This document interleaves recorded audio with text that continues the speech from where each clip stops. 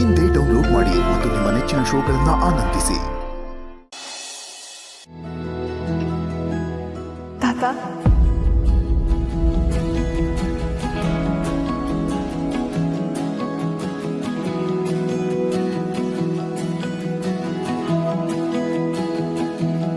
ಸಂಧ್ಯಾ, ನೀನೇನಾ ಅಮ್ಮ? ನಾನು ಕೇಳ್ತಿರೋದು ಧ್ವನಿ ನಿಂದೇನಾ?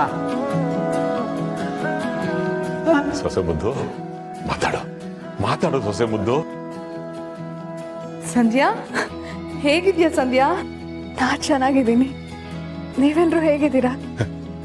ಸೊಸೆ ಮುದ್ದು, ನೀನೇ ನಮ್ಮ ಮಾತಾಡ್ತಿರೋದು? ದತ್ತ ಮಹಾಪ್ರಭುಗಳೇ, ನನ್ನ ಸೊಸೆ ಮುದ್ದು ಸರಿ ಹೋಗ್ಬಿಟ್ಲು. ಅವಳೇ ಮಾತಾಡ್ತಿರೋದು. ಸಂಧ್ಯಾ, ನೀನ್ ಮಾತಾಡೋದನ್ನ ಕೇಳಿ ಎಷ್ಟು ಖುಷಿ ಆಗ್ತಿದೆ ಗೊತ್ತಾ? ಹೇಳಮ್ಮ, ದೇವರು ದೊಡ್ಡವನು. ಏನಾಗಿತ್ತು ನಿನಗೆ? ಗೊತ್ತಿಲ್ಲ ತಾತ, ಒಂಥರ ಹಿಂಸೆ, ಒಂಥರ ಸಂಕಟ. ನಾನು ಎಲ್ಲಿದ್ದೀನಿ ಅನ್ನೋದೇ ಗೊತ್ತಾಗ್ತಿರ್ಲಿಲ್ಲ. ಆದ್ರೆ ಈಗೆಲ್ಲ ನೆನಪಾಗ್ತಿದೆ. ಅಲ್ಲಿ ಏನೇನ್ ನಡೀತು ಅನ್ನೋದೆಲ್ಲ ನನ್ನ ಕಣ್ಮುಂದೆನೆ ಬರ್ತಿದೆ. ಬೇಡ ಪುಟ್ಟಿ, ಮತ್ತೆ ಅದನ್ನೆಲ್ಲ ನೆನ್ಪು ಮಾಡ್ಕೋಬೇಡ. ನಿಂಗೆ ಒಂದು ಅರ್ಥದಲ್ಲಿ ಈಗ ಹೊಸ ಜೀವನ ಸಿಕ್ಕಿದೆ. ಹೌದಮ್ಮ, ನಿಮ್ಮಮ್ಮ ಹೇಳ್ತಿರೋದು ನಿಜ. ನೀನು ಅದನ್ನು ಯಾವುದು ತಲೆಗೆ ಹಚ್ಕೋಬೇಡ, ನಿಶ್ಚಿಂತೆಯಾಗಿರು. ಮಾವ, ಅವಳ ಜೊತೆ ಇನ್ನೊಂದ್ಸಲ ಮಾತಾಡಿಸ್ತೀನಿ. ಈಗ ಅವಳು ರೆಸ್ಟ್ ಮಾಡಲಿ. ಅವಳು ಚೆನ್ನಾಗಿದ್ದಾಳೆ ಅನ್ನೋ ವಿಷಯನ ಅವಳ ಬಾಯಲ್ಲೇ ನಿಮ್ಗೆ ಹೇಳಿಸ್ಬೇಕಾಗಿತ್ತು, ಅದಕ್ಕೆ ಕಾಲ್ ಮಾಡಿದೆ. ಸರಿಮ್ಮ, ಹಾಗೆ ಆಗಲಿ. ನೋಡು, ಅವಳ ಧ್ವನಿ ಕೇಳಿ ಹಾಲು ಕುಡ್ದಷ್ಟೇ ಸಂತೋಷ ಆಯಿತು. ರೆಸ್ಟ್ ತಗೊಳ್ಳಿಮ್ಮ. ನಾನು ಹೋಗಿ ದೇವ್ರಿಗೆ ತುಪ್ಪದ ದೀಪ ಹಚ್ತೀನಿ. ಬರೀ ತುಪ್ಪದ ದೀಪ ಹಚ್ಚೋದಲ್ಲಮ್ಮ, ದೇವರಿಗೆ ತೆಂಗಿನಕಾಯಿ ಹೊಡಿಬೇಕು, ಮಹಾಮಂಗಳಾರತಿ ಮಾಡಬೇಕು, ಪ್ರಸಾದ ವಿನಿಯೋಗ ಮಾಡಬೇಕು. ಅಬ್ಬಬ್ಬಬ್ಬಬ್ಬ, ನನಗೆ ಎಷ್ಟು ಖುಷಿ ಆಗ್ತಿದೆ ಅಂದ್ರೆ ದತ್ತ ಮಹಾಪ್ರಭುಗಳೇ, ನನ್ನ ಸೊಸೆ ಮೊದಲಿನ ಹಾಗಾಗ್ಬಿಟ್ಲು. ಈ ಖುಷಿನಲ್ಲಿ ನನಗೆ ಕುಣಿದು ಕುಪ್ಪಳಿಸ್ಬೇಕು ಅಂತ ಇದೆ. ಕುಣಿ ಕುಪ್ಪಳಿಸು, ಏನ್ ಬೇಕಾದ್ರೂ ಮಾಡುವ. ನೀವು ಹೇಳಿ ಅಂತ ಕಾಯ್ತಾ ಇದ್ದೆ. ಮೆಲ್ಗೋ ಚಲ್ವಯ್ಯ ಚಲ್ವೋ ತಾನಿ ತಂದನ್ನ.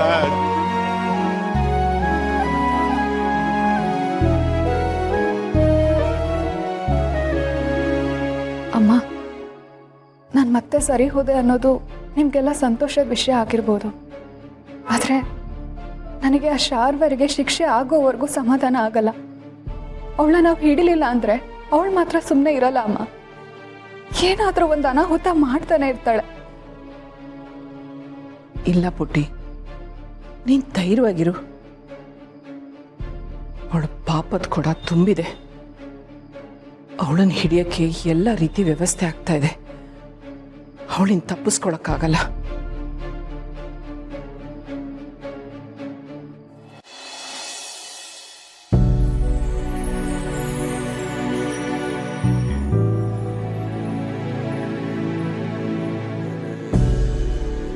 ಸಂಧ್ಯಾ, ಸಂಧ್ಯಾ, ಬಂದಿರೋದು ಸಂಧ್ಯಾ ಅಲ್ಲ, ನಿನ್ ಗಂಡ ಸಮರ್ಥ. ಅದು ನನಗೂ ಗೊತ್ತು. ಸಂಧ್ಯಾ ಎಲ್ಲಿ? ನಾನು ಅವಳ ನೋಡ್ಬೇಕು, ಅವಳ ಜೊತೆ ಮಾತಾಡ್ಬೇಕು. ಎಲ್ಲಪ್ಪ ನನ್ನ ಸೊಸೆ ಮುದ್ದು?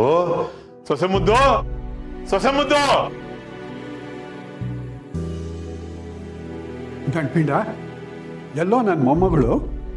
ಅಷ್ಟಕ್ಕೂ ಸಂಧ್ಯಾ ಬಂದಿದ್ದಾಳೆ ಅಂತ ಯಾರು ಹೇಳಿದ್ದು? ಅವಳು ಇವತ್ತು ಬರಲ್ಲ. ಅಪ್ಪ ಅಮ್ಮ ಅವಳನ್ನ ಕಳಿಸ್ಲಿಲ್ಲ. ಯಾವಾಗ್ಲೂ ನನ್ನ ದಾರಿಗೆ ಅಡ್ಡ ಬರ್ತೀರಾ ನೀವು? ನಾನು ಹೇಳ್ದೆ ತಾನೇ ಹೋಗ್ತೀನಿ ಅಂತ. ಇಲ್ಲ, ಇನ್ನು ನನ್ನ ಕೈಲಿ ನನ್ನ ಸೊಸೆ ಮುದ್ದುನ ನೋಡದೆ ಇರಕ್ ಸಾಧ್ಯನೇ ಇಲ್ಲ. ಈಗಲೇ ಮಾಧವನ್ ಮನೆಗೆ ಹೋಗ್ತೀನಿ, ನನ್ನ ಸೊಸೆ ಮುದ್ದು ನೋಡ್ತೀನಿ, ಕರ್ಕೊಂಬರ್ತೀನಿ. ನಾನು ಹೊರಟೆ.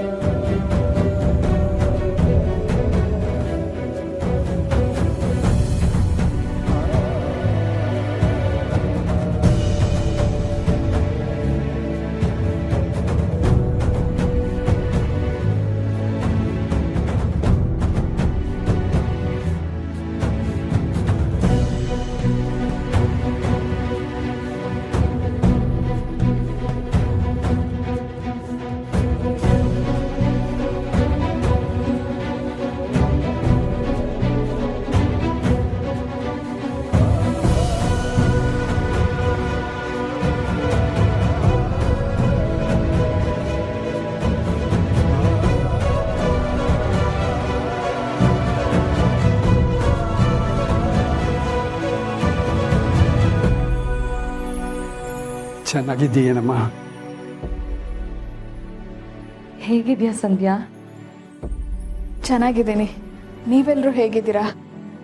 ತಾತ, ನೀನು ಹೇಗಿದ್ಯಾ? ಈಗ ನಾನು ಚೆನ್ನಾಗಿದ್ದೀನಿ ಅಂತ ಅನ್ನಿಸ್ತಿದೆ ಮಗು.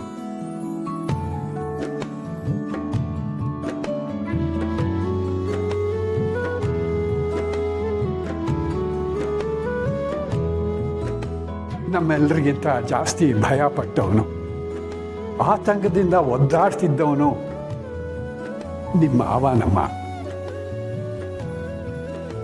ಹಗಲು ರಾತ್ರಿ ಊಟ ನಿದ್ದೆ ಏನೂ ಇಲ್ಲದೆ ದೇವರಿಗೆ ಹರಕೆ ಹೊತ್ಕೋತಾ ಇದ್ದ.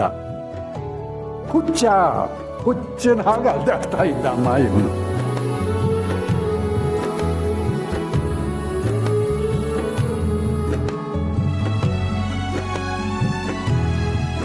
ಹೇಗಿದ್ದೀಮ್ಮ ಸೊಸೆ ಮುದ್ದು?